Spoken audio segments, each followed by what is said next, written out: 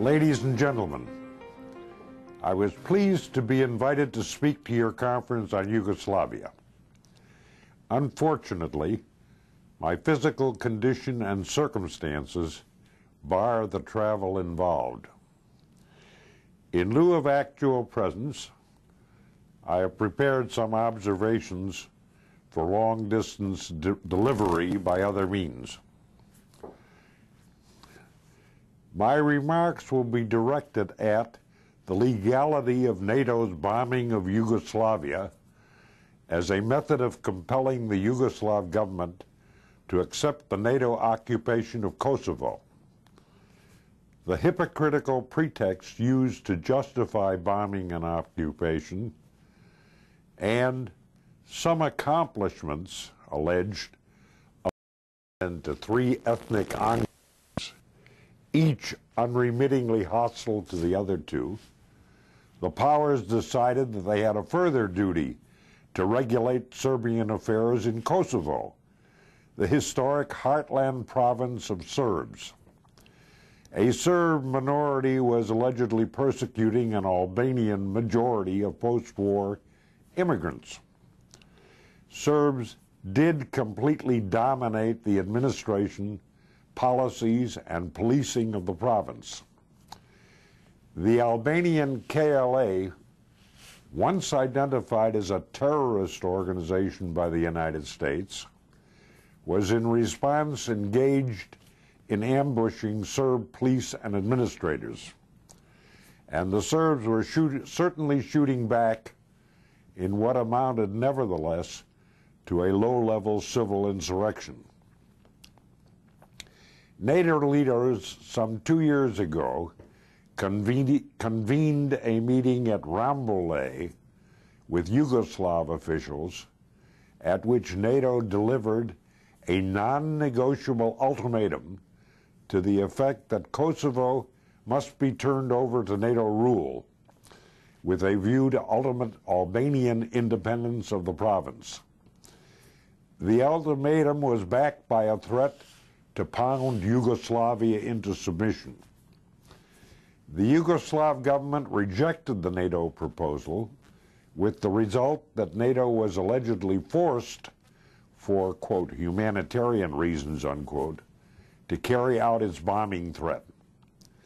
This resulted in ceaseless day and night bombing, with an estimated 14,000 sorties over almost 3 months.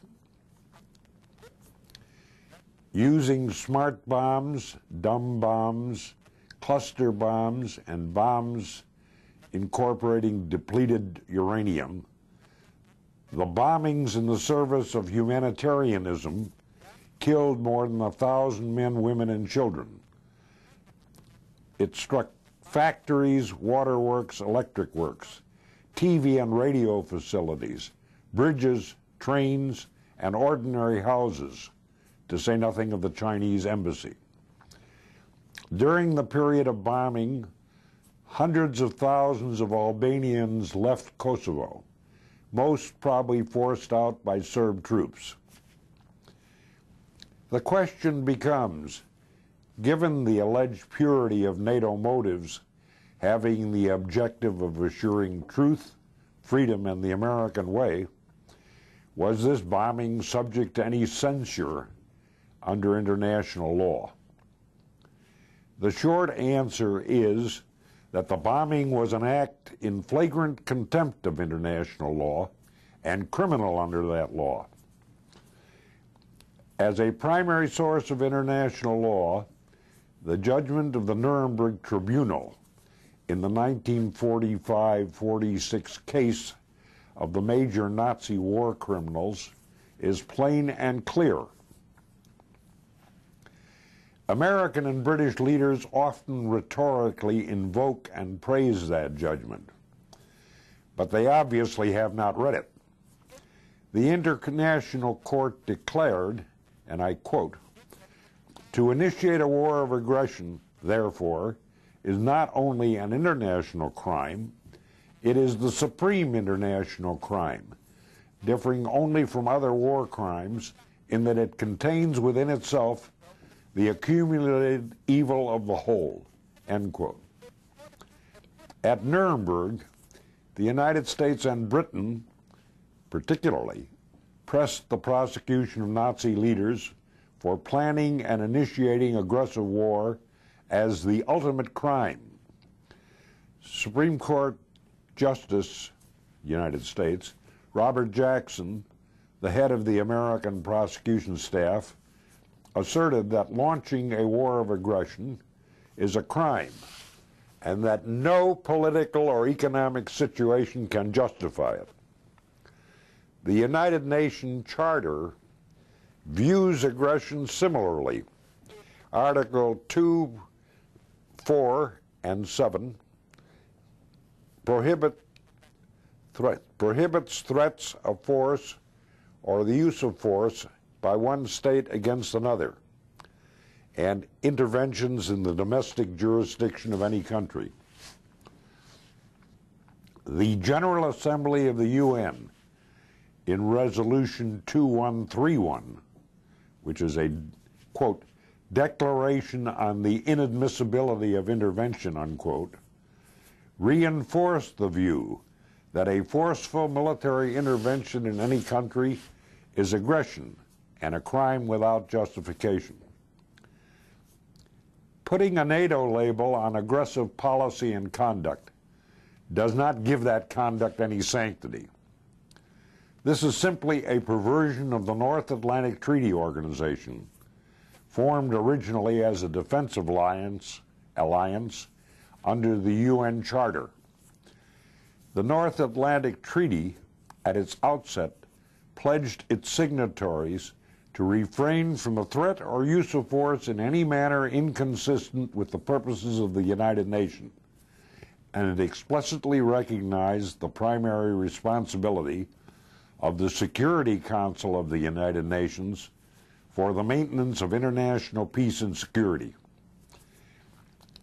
Obviously, in bypassing UN approval and avoiding the risk of a Russian or Chinese veto for the bombing, NATO ignored and violated its basic obligation.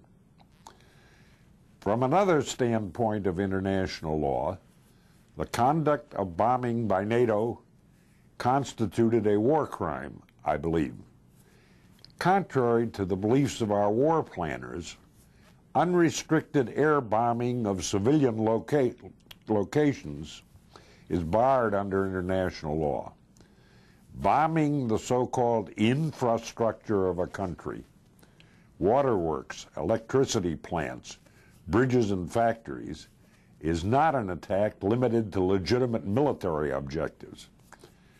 Our bombing has also caused an excessive loss of life and injury to civilians, which violates still another international standard.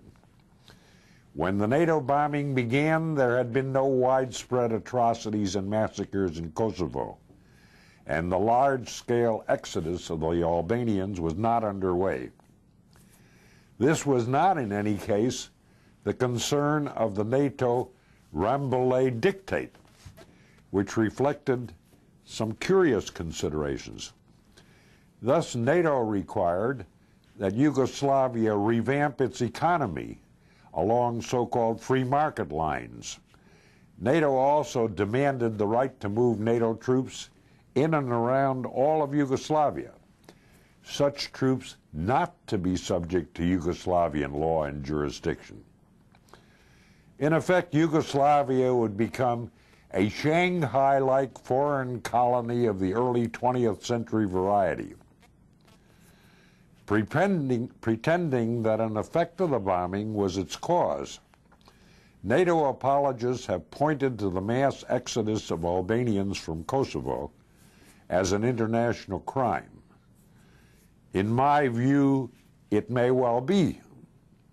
However, the hypocrisy involved in this pretext for murder from the skies would be shameful were such hypocrisy not so commonplace. When the Croats, supported by NATO backing and encouragement, drove the Serbs from the Krajina area a few years ago, with 200 to 300,000 Serbs forcibly expelled from their homes, this conduct evoked no criticism from NATO humanitarians. Currently, with Kosovo under benevolent NATO occupation, some 100,000 or more Kosovo Serbs have been forced into other parts of Yugoslavia under threats of murder by the KLA. Who condemns or prevents this exodus?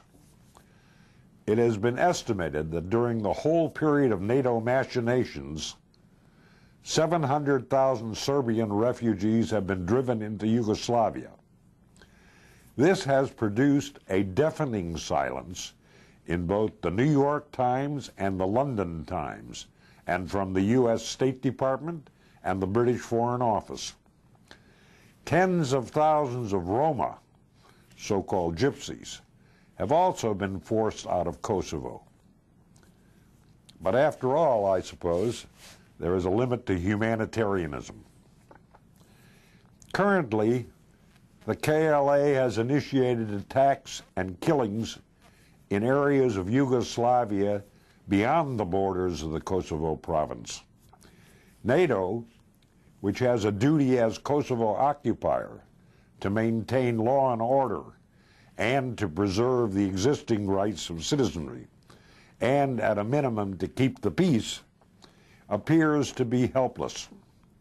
If so, what is NATO doing in Kosovo?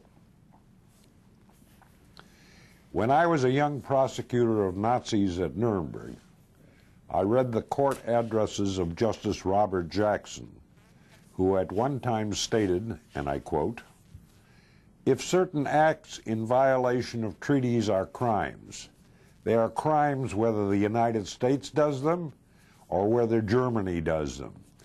And we are not prepared to lay down a rule of criminal conduct against others which we would not be willing to have invoked against us."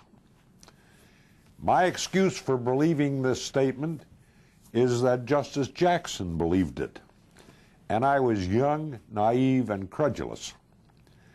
Today, I cannot be persuaded that random destruction and killing in Yugoslavia by strong powers against the weak was anything less than killing in the service of arrogance, and I repudiate the shabby pretext for this criminal conduct.